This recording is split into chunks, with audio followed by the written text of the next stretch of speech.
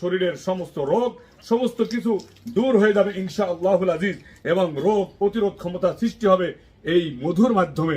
কারণ আপনার শরীরের ভিতরে যদি কোনো রকমের খারাপ জিনিস, ব্যাকটেরিয়া, কোনো রকমের খারাপ পোকামাকড়ে যদি বাসা বাঁধে, ভিতরে যদি কোনো রকমের কোনো সংক্রমণ রোগ হয়, মধুটা হাইক্রামিন অ্যান্টিবায়োটিক হিসাবে রোগ প্রতিরোধ ক্ষমতা বৃদ্ধি করবে। সকল জীবাণু, সকল পয়জনকে এই মধু ধ্বংস করে দেয়। একমাত্র পৃথিবীর ভিতরে মধুই হলো অপচনশীল, যা কখনো পচে না। মধুকে কেউ হজম করতে পারে না, মধু অন্য বস্তুকে হজম করে। আল্লাহু আকবার।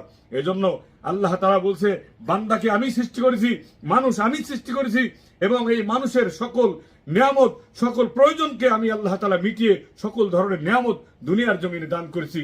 এজন্য সম্মানিত ভিউয়ার্স, আসল এবং খাঁটি মধু আপনার শরীরের জন্য অত্যন্ত জরুরি। এজন্য আপনি কন্টিনিউ প্রতিদিন কমসে কম 3 চা চামচ 1 গ্লাস পানির ভিতরে